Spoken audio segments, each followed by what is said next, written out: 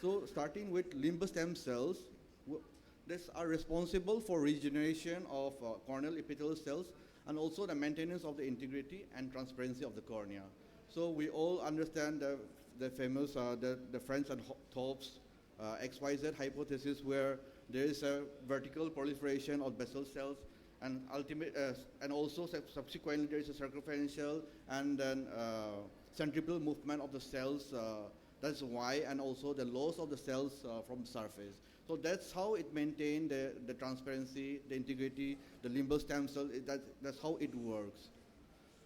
So when there's limbal stem cell deficiency, we can see the delayed epithelial wound healing is there, the recurrent epithelial loss and erosion is there, which will ultimately goes to loss of vision. So the etiology of limbal stem cell deficiency is basically divided into genetic and acquired. Genetic is due to the mutation in PAX6 gene mutation, and can be aniridia-related keratopathy, or ectodermal dysplasia is caused by the short arm of 63 mutations. So the acquired cause, it may be of three eyes. For easy catch-up, the three eyes, eye injury, it can be chemical and thermal burns. Inflammation, it can be mucous membrane pemphigoid, Stevens-Johnson syndrome, and graft versus host disease. And iatrogenic, it can be a limbal stem cells for ocular surface surgery for ocular surface tumor, or it can be pterygium surgeries, or it can be due to topical chemotherapy, which is commonly used as mitomycin for ocular surface squamous neoplasia management, and also from some radiation therapy or some from plaque brigade therapy, there can be limbal stem cell deficiency. So knowledge of etiology is important in determining the management of this limbal stem cell deficiency. So coming to diagnosis of limbal stem cell deficiency, about 60% which can be diagnosed by doing a clinical examination, by CT examinations, and rest in some few cases you can consider for impression cytology and in vivo confocal microscopy. So the treating physician should be aware of the limitation of the clinical examination in diagnosing limbal stem cell deficiency, and also perform a diagnosis test whenever possible before undergoing any surgical intervention. So the clinical presentation, it can be abnormal epithelial cells. There can be vascularization of the cornea. The corneal scarring can be there. There can be loss of limbal architecture. The palisade of Vox can be lost, and there can be persistent epithelial defect. When you see on the slit line examination, you can see a fluorescein pulling, and will be there in the initial partial limbal stem cell deficiency. And in later stage, it can be rolling, like a fingerprint roll will be there. In confocal microscope, you can see changes in the basal epithelial cells, which is normally distinct and smaller in size and darker in color. But when it becomes limbal stem cell deficiency is there, you see the cells become more enlarged in size, and the margin become discrete.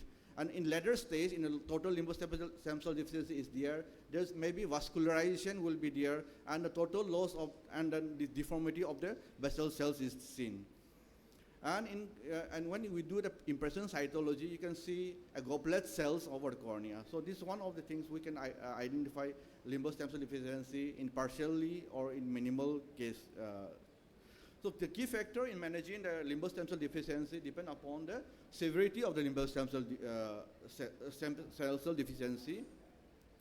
Laterality, whether it's present as unilateral or bilateral, is there any lid and adnexal deformities is there, tear film abnormalities, and also whether the inflammation is controlled or not. So the key milestone in the limbal stem cell biology started way back in 1970, where the epithelial renewal occurs from the limbus, that is known. Then this is followed by the culture of the corneal epithelium, which is understood from 1977.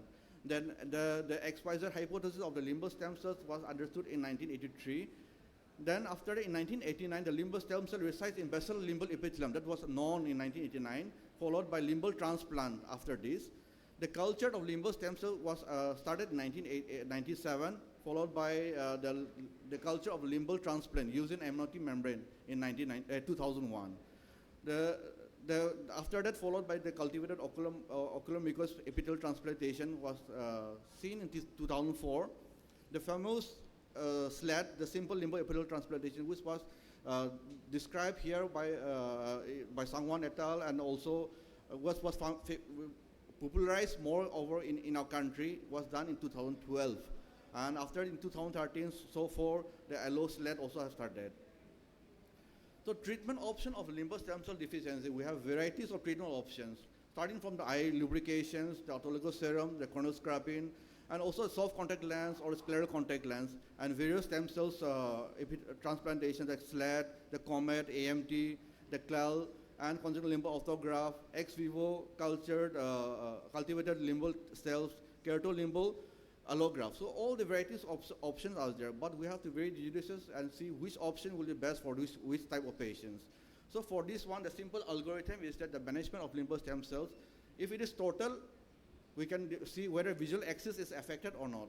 If there is no visual axis affected, then we can consider for topical lubrications.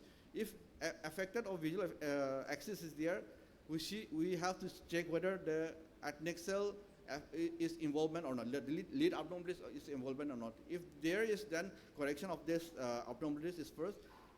And if there is no lead abnormalities, we may consider whether it's unilateral or bilateral presentations. So if it is unilateral presentations, then stem cell therapies is a good indications. It can be autologous or allogenic. The autologous can be CLAD or SLAT or COMET. The allogenic is liver-related congenital limbal allograft, or it may be keratolimbal allograft. When it's a bilateral, it may be, we have to check whether ocular surface is dry or wet. If it is wet, the keratoprosthesis, Boston type 1 keratoprosthesis is a good option, or dry, also type 2 can be used. Then if it is wet, in bilateral cases, you can consider for stem cell therapies, various stem cell therapies.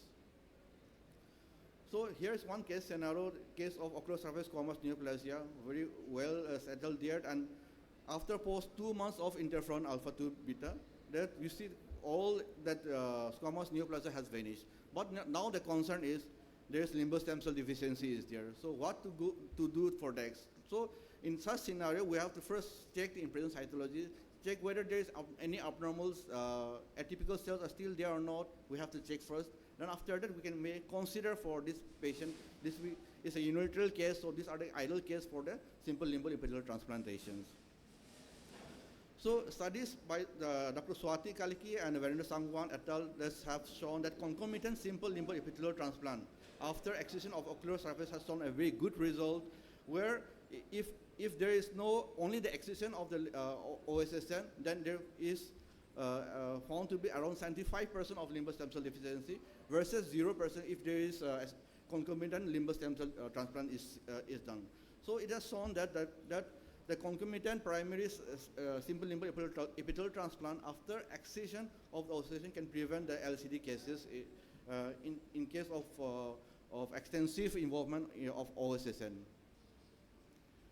So next is for severe and unilateral or bilateral limbal stem cell deficiency. Here's a new procedure by Siniati procedure, which they use the living-related congenital limbal allogenic graft along with keratolimbal allograft, which have shown around 70% has shown the vision improvement is there, and also the keratoprosthesis is shown a very good result after this procedure.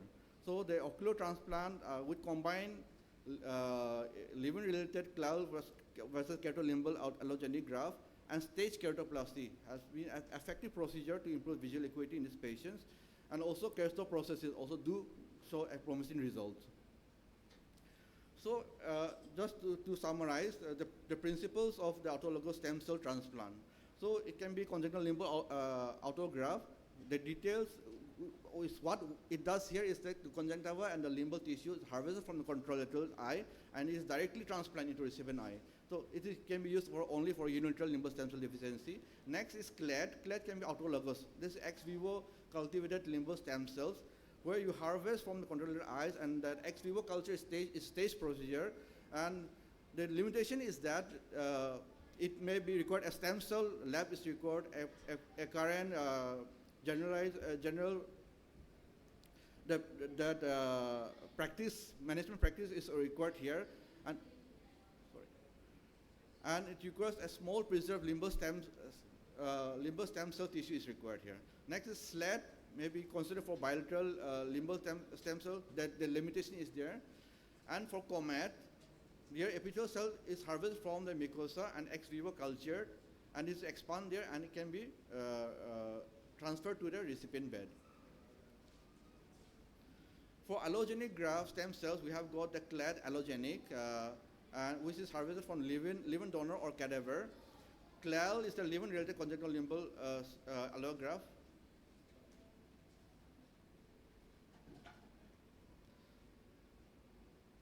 And we have the keratolimbal allograft. The cadaveric is harvested from the cadaveric donors, where the limitation is that you need an immunosuppressive drugs and that there's a risk of rejection and the failure rate is high. You have the Cincinnati procedure, which I have already explained before, and modified Cincinnati, where conjunctival limbal allogenic graft along with the keratolimbal allogenic graft can be used, which can be harvested and cultured, and then the cells is the cultivated cell is used in a recipient eye, deceased eye. But here the limitation is that here also require an immunosuppression and the risk of rejection and failure rate is high is there. So in conclusion, the management of limbal stem cells still remain challenging. However, in spite of many medical and surgical options which are available to rehabilitate the ocular surface, the successful outcome can be achieved in majority of cases by judiciously selecting the appropriate treatment procedures. So I would like to acknowledge my teachers and my colleagues here, and also the ORBOS, the stem cell facilities at AIMS, which providing this stem cell facility. Thank you all for your kind attention.